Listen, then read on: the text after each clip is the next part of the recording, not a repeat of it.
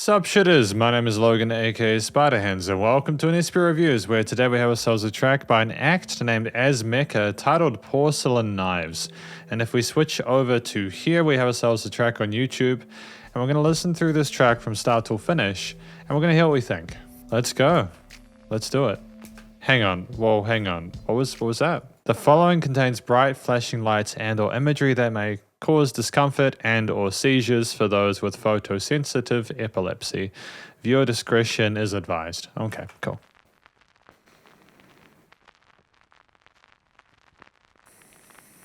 Nice LP vinyl kind of sounds here.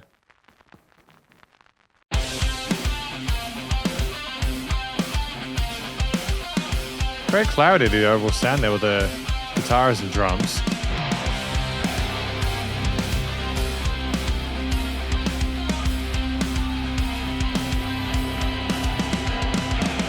Great violining of the feedback there. I think that might have been like a squeal or something like that they violined in there by using the volume knob on that guitar line. I like the roundness of the guitar tone and how they're letting those double kicks come through nice and cleanly.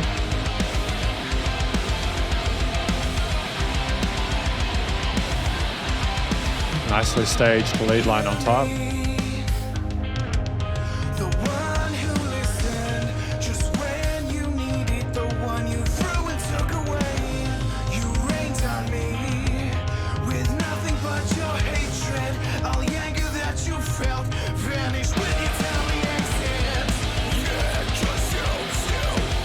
Cool, good. I like the lead vocals that we heard there, the cleans in the verse. I'm assuming this might be a bridge section. He's got a solid tuning with the growls and everything like that. Oh no, two different vocalists, of course. We've got the, yeah.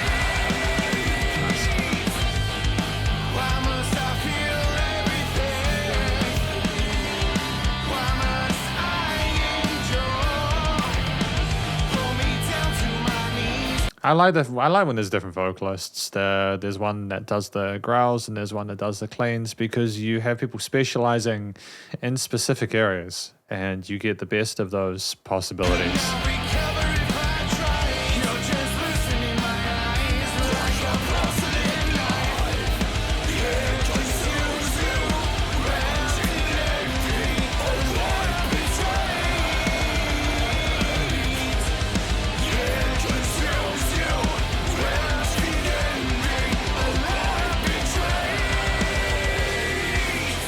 I like the fact there's unison between the growls and everything like that. The vocals are obviously the focal point of the mix. I'm enjoying listening to the guitar riffs and the drum parts and everything like that and the bass lines. The storytelling is obviously very important. Oh, solo section.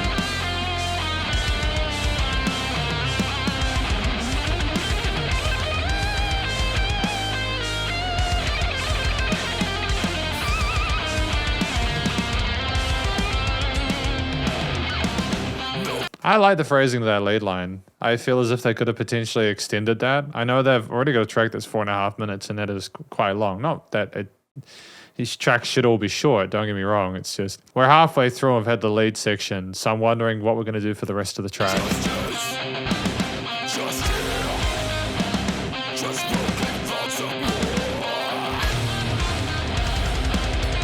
Oh, great shift for the 16th triplets.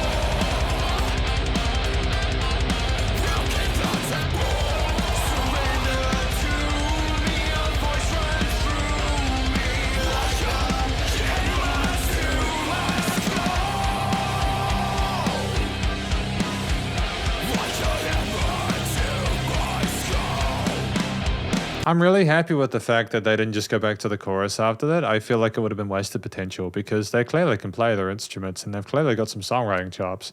So to kind of flesh it out a little bit and give it more than just a traditional 2 to 3 minute kind of safe, conservative, oh, you know, here's a catchy solo and then you get a bit of shred and then, oh, back to the hook and then out.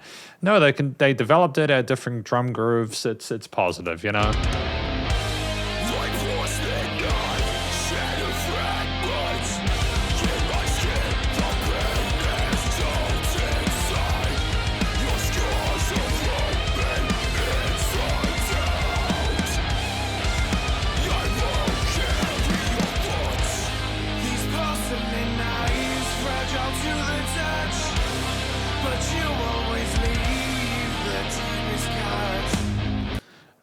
Porcelain knives always fragile to the touch, but you always leave the deepest cuts.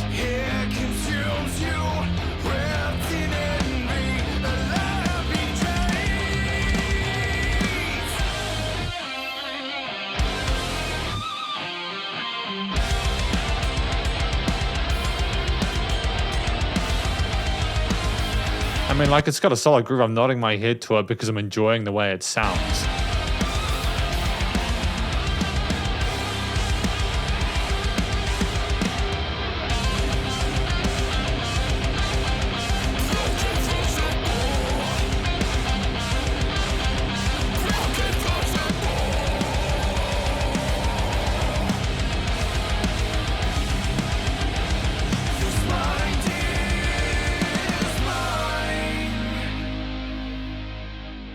Oh, so the growly guy can sing cleanly as well. That's dope. I'm going to listen through this track again with the verses, and I'm just going to see if I can get a bit more of a feel of some of those parts, and we'll go from there. And this is the conclusion for my review of AZMECA with Porcelain Knives. What do I think this track is about? Well, after listening through it, I should note that the guy that's doing the growly vocals also does do some other clean parts throughout the track. It's like kind of a repeater on what the main sort of guitar singer is doing. So that's great. I like that, you know. I think the track is about someone who is being basically physically or verbally or kind of in any way assaulted or abused by someone else because of the hatred or disgust or any sort of like negative kind of feelings they have towards them. There's envy there. So the porcelain knives are sharp, you know, like the statements are fragile and easily broken and easily sort of figured out, but nonetheless, the stuff that they have to go through, it leaves the deepest cut, so they're getting really hurt by it. And there's probably more nuance to it as we go along, but that's what I got kind of on a first listen basis. The track itself, the vocals are good. The melodies that we have for the clean parts are great, you know. There is a lot going on in that first verse, and I think that after like having a second impression, kind of like having a re-listen through that, I caught all the words and the context behind it, and the growly parts kind of made more sense with that, and then you eventually got the full context there. So this is a track that you kind of really have to actively listen to kind of catch all the nuances there vocally and lyrically, and that's fine. You know, I think that in all honesty, that's kind of a good thing, because the last thing you want is to have someone just not care about what you're singing at all. And we don't have that issue here. And there's a nice vocal timbre to the clean parts. The growls that we have from the other singer are a direct contrast to that tonally and texturally. When they come together in unison at the end of each of the choruses, it sounds great because they layer on top of each other really well. You have something that's more of a kind of a tone as opposed to like a note, and you come together with those, and it's wonderful. It's cool. Clearly, there are singers who are confident with their vocal technique and their respective styles, and they've got their correct sort of head and chest voice kind of stuff sorted there. And it sounded like a live take. It sounded like they're really polished and really confident on the mic. So well done to them for doing that. There was a great vocal performance and great chemistry between the two people who were singing. The track at 4.5 minutes, I like the way that it's structured. I think that in general, it's just really well done, because you have the situation where, you have that guitar kind of motif there with the drums and everything like that. And then you have the vocals coming with the bass, and it gets fuller there. And then you have the clean parts, and then they have the growlers and the bridge, and then you have everything they've gone together and the hook part, and then you have a bit more of that development thematically, lyrically, and there's just constant movement there. There are constant things put in, whether it's different sort of like guitar licks or different drum fills, or the way that the vocalists carry you through each part and change the way they communicate with you to keep it interesting and to illustrate different sort of like vibes or emotions. And then you have the solo parts, the guitar solo parts are in the middle of the song, which took me by surprise again, because I wasn't sure why it was coming in so early into a 4.5-minute song. But then they just had further development there, the 16th note triplet kicks and everything like that. Lots of really cool drum grooves within this track. I'm really happy with that. Relative sense of minimalism to the way we did the guitar stuff with the power chords as well as the lead bits, lead melodies over the verses and the choruses, should I say. but I think that was a smart decision there, because I think that if you'd had too much going on with the guitar parts in the chorus, it would have oversaturated it and made less room for the vocals to do their thing, especially as some of those melodies are in a similar frequency range or octave range. But then when the vocals and the guitar did come together with similar notes, it made it sound a lot sweeter. So that's great. There's lots of range there with the way we identified and played the different instruments there. We had like parts where those would completely stop. You just have the guitar and then the drums kind of come up with these unison notes. Then bam, bam, bam, and there's just changes to the way that we perform parts we'd become familiar with that I continued to keep the song interesting as we listened through it. It's just got a really interesting structure to it, and it's a little bit unconventional to a lot of the kind of rock and metal that I listen to nowadays, which is, it's formulaic to say the least, and that's not a bad thing. I mean, like if you like the verse chorus kind of solo interlude kind of thing, and then an outro chorus, that's fine. But we just didn't get that here, and I think that it justified the length. The musicianship was on point there.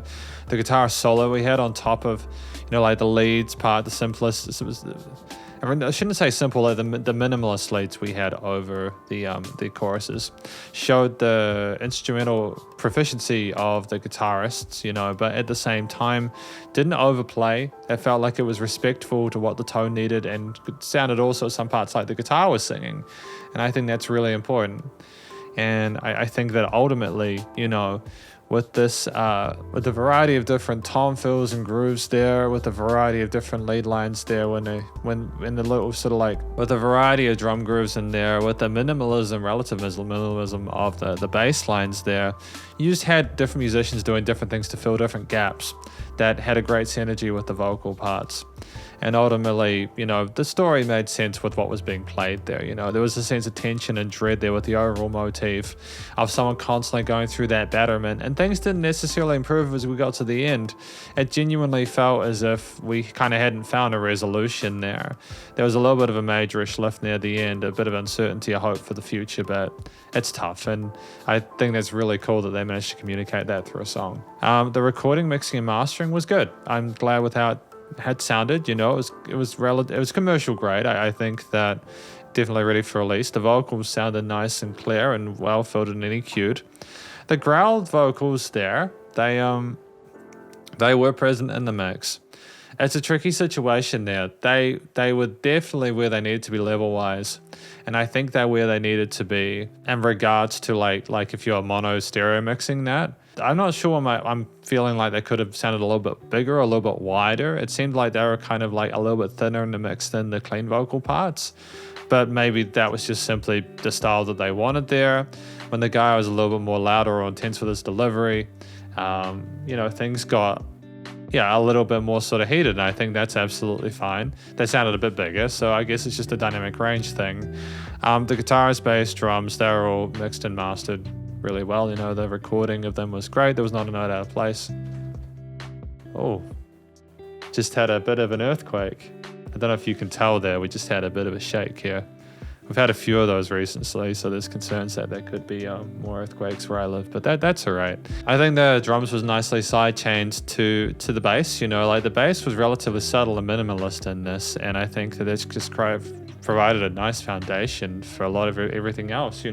I think that the clarity of the lead parts was due in part to the fact that we didn't oversaturate the guitar with a whole lot of different effects.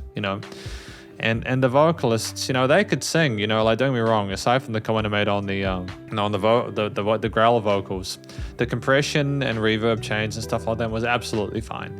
I'm really happy with how it was mixed in general. It was nice and wide in the stereo field.